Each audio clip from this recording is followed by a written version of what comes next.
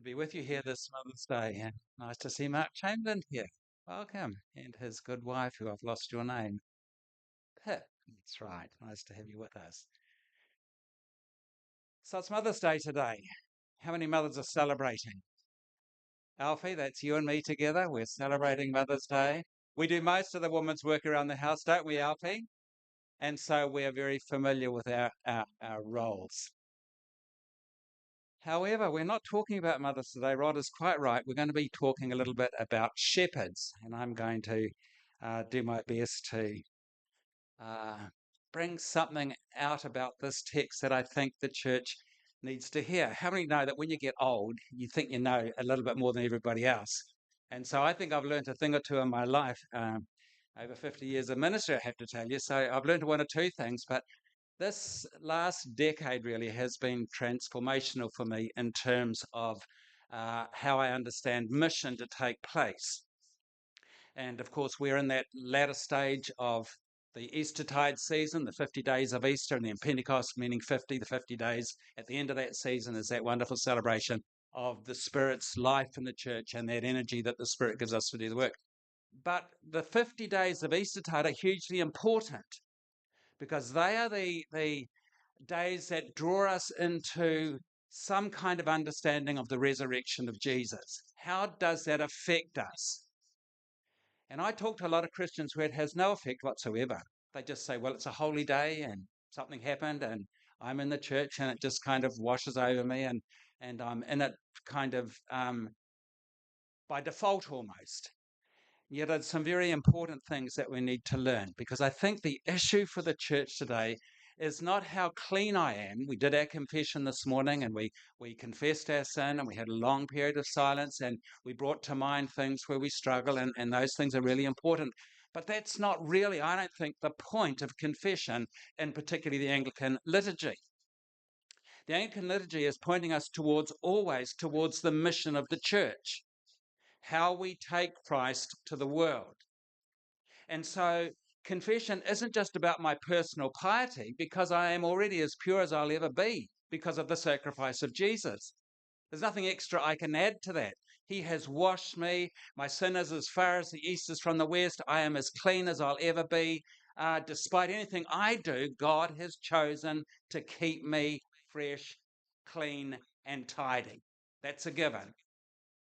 But where I need confession and where I need absolution is in my failure to be a missional Christian, where I fail to do those things that Jesus calls us to do.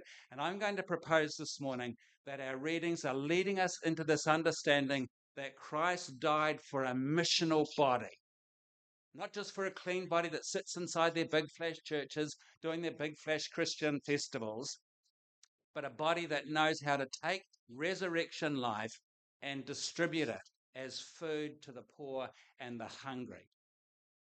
I think we've got an exciting few years with our new Pope. I'm not Catholic, but I certainly appreciate enormously the spirituality of Pope Francis, and I think Pope Leo is going to be as fine a Pope for this very reason. Their confidence and their hope is not that the Vatican becomes this great global entity that everybody gathers to, but that the church will, from the Vatican, spread to all those dark conversations that are taking place in the world and bring to them light. So let's start just very briefly with the 23rd Psalm. This is a psalm we know very, very well. This is the psalm that most of us like read at funerals and at special occasions because it has that extraordinary ability to draw us into something that the psalm promises us. What is it that the psalm promises us? Just off the tops of your head. What is it the psalm is promising you? Comfort? Yep. Yep. You're miles away. Come on, keep going. Huh? Green fields? No, you're all wrong. The Lord is my shepherd. I shall not want. I shall lack nothing. Because if the Lord is my shepherd, everything I need to be a full human being is in his love and in his work in my life. And so the shepherd psalm begins with this idea, I lack nothing. There's nothing I need because God sustains my everything. Now, hands up those who are on that same page as David. See, this is the point, isn't it? The point is you and I in our Western world and our media, our consumer culture are always looking for things that we need and we're not happy unless I get it. I've got to have this. It's just my joy will not be complete until I get that new 80-inch television set. And so we have this.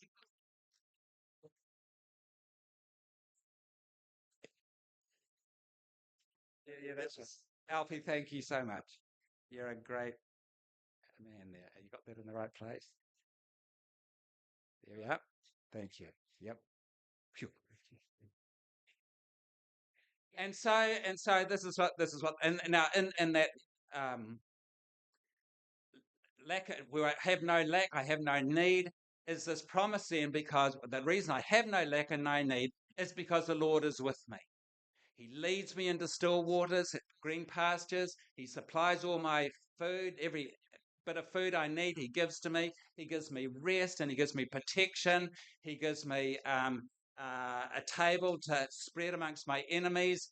And the most important thing about the lack of want is the Lord is with me. I build my house around the Lord being with me. He's with me 24/7.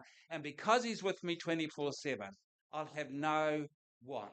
I'll have no need because everything that divine presence gives to me. Is this beginning to sound a bit like resurrection to you? Has it got some reflection that's going forward into your minds as to who we should be as those children of the resurrection? Let's go to Joppa for a minute. Let's just look here at Acts chapter 9. We often think, and I think somebody's preaching, my preacher for next week's not here, is she? But I think she's looking at the passage on Cornelius. But and people often say that Cornelius is the beginning of the missional life of the church into the world that's not Jewish. But the truth is, the first miracle that's in this category begins in verse 32 of chapter 9, and that's the healing of Aeneas. And he's a guy who has been paralyzed, uh, um, bedridden for 8 years, for he was paralyzed. And Peter found him, and he says to him, Aeneas, Jesus Christ heals you, get up and make your bed. And immediately he got up, and all the residents of Lydda and Sharon saw him and turned to the Lord. So the first miracle was this paralyzed man. Have you heard that story before somewhere else? Whereabouts? Back in Jesus' day? Yep, the man at the well. Okay, and then we come almost just straight away. And it's as if Peter's in a bit of a time warp because it begins verse 32. Now, as Peter went here and there among all the believers, there's nothing specific here. He's just kind of here and there and here and there. You a bit like that yourselves? I'm certainly like that. And then he discovers this disciple, Tabitha, who is sick, has been sick, and she's died. And the disciples call for Peter. They know he's in the village, and they call for Peter and they say, Peter, come. Now, they must have had something in their minds about this woman's resurrection, because why would they want Peter to come just to say prayers when she's already died? So it's not a last rites kind of an issue. There's some expectation in this community that there is something in Jesus and something in his life and something in his world that can bring some dynamic or some life back to this woman. So the story unfolds that Peter goes in and he sends the ones who are deeply grieved because this woman has given so much to her community, and he's been asked to come without delay. And then down verse 40, Peter put them all outside, and he knelt down and prayed and turned to the body and said, Tabitha, get up. Now, this is exactly the same word that Aeneas had when he was told to get up from his paralyzed bed. It is the same Greek word that's used in the resurrection of Jesus. It comes from the word anastasia, so to rise again and to come alive. And so there's this deep sense that this concept of resurrection is forming and reforming the people of God. It's beginning to show them that there's something that needs to happen because Jesus was raised from the dead, because he got up from the dead. He's now giving the disciples this ministry where they move amongst their community willy-nilly to whoever they meet, and those people that they meet are able to get up from their situations because of the dynamic power that's within the believer's personage and ministry through the resurrected presence of Jesus. So what's happening in Psalm 23 is now the very thing that's happening in the community of the redeemed. And I see we have got the preacher for next week. And are you doing Cornelius? Not really. Oh, well, then I can hog it. No, I won't hog it. But the same idea applies to Cornelius, and I don't have to say that secretively now. That's good.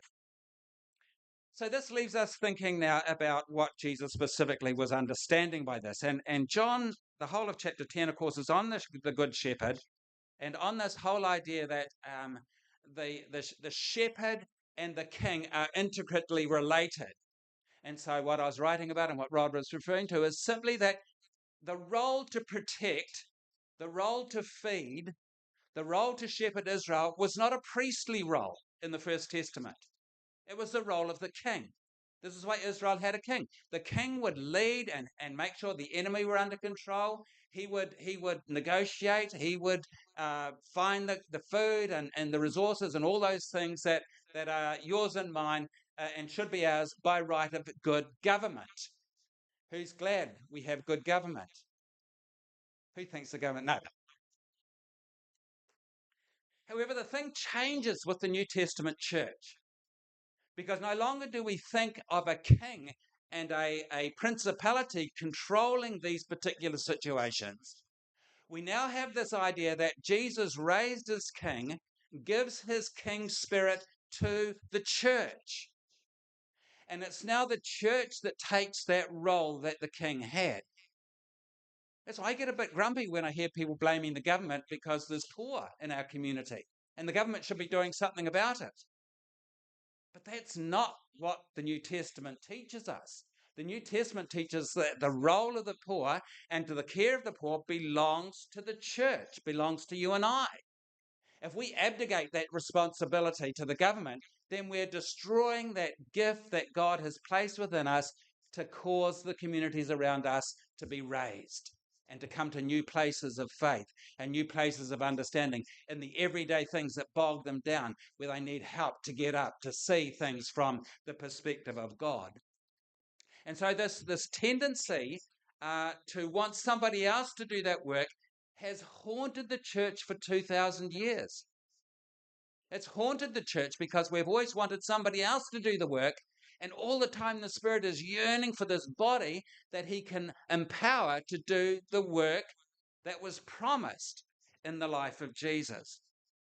And so this becomes pivotal in this reading from John, the last part. We're only reading this little bit at the end because the Good Shepherd, we've talked a little bit about that. But I want to read this verse again, we'll pick it up from verse 25. We'll ask the question, the same question. The Jews gathered around him and said to him, "How long will you keep us in suspense?" In other words, they're perplexed. They're in this place where they're not sure what Jesus is, who he is, what does he require of them, there's so many unknown aspects about this Jesus. And don't keep us in suspense. If you are the Messiah, tell us plainly. Don't beat around the bush. Give it to us. And then he says, "I have told you," Jesus answered, "and you do not believe. The works that I do in my Father's name testify to me, but you do not believe because you do not belong to my sheep." Now, this is the phrase I want us to think about. But you do not believe because you do. No, sorry, let me say. I've told you, you do, and you do not believe. And then the works that I do in my Father's name testify to me. This is one of the key verses in the whole of the New Testament. Let me read it again. The works that I do in my Father's name testify to me. Now, if you're going to testify to the Father's name, you can only do it through the works you do. In other words, your works determine your testimony. Your works determine what people think of you. Your works determine what people think of the God that you serve. Because your works, the things that you do, are those things that identify you as the people, in our case, of the resurrection. In the case of these disciples, they're coming to that point where they see this is the point of the resurrection, to lay down our lives and take up the life of Jesus and do the works that he asks us to do. Not the works that we want to do if we've got a good day or if the bank account is brimming over and we can afford to go and do something. Those works of everyday integration here and there, tarrying with people, talking with people. This is the works that the Holy Spirit empowers. So it's not rocket science, is it? But here Jesus is saying, you guys don't understand that the works I'm doing, you probably think they're mine. That I'm some special magician that can heal the sick and multiply loaves of bread and make fish replicate on a plate. But the reality Jesus is expressing here is that my life and God's life are one. And if you can see God in my works, then you're beginning to understand why I'm here.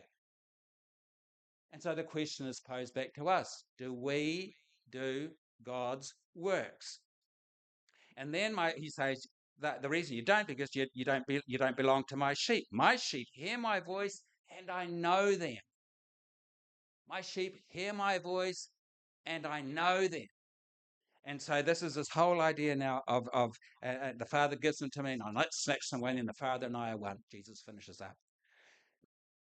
So this text makes Eastertide an interesting season because we're thinking about what it means to believe in the resurrected Christ. We're thinking about what it means for me, not for everybody coming and helping me do the stuff that I want them to do or me doing the things that I choose to do, but missing out on other things. It's hearing God's voice and moving towards the people God wants us to move towards.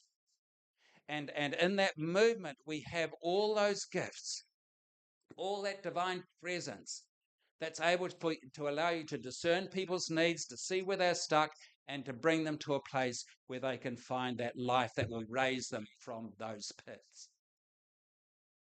And my task as preacher this morning is simply to unfold that to you. I cannot make you into a disciple. I'd love to have magic and be able to lay hands on you and know that your life will be transformed and suddenly you'll be this, that, or the next thing.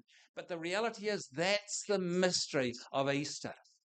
That God invites us into this space where we discern what God's will is and we begin to submit ourselves to that relational role where we say, God, I want to be what you ask me to be.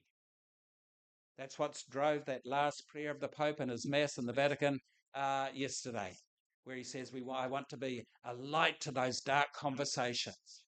It's taking the presence of God into those places and not saying you've got to believe this, you've got to believe that, you've got to believe the next thing. It's all about presence. That's what people will see when they encounter resurrection amongst them. And that presence doesn't condemn, it doesn't judge, it just loves and works and loves and works and keeps moving until God does the work God chooses to do in and through us.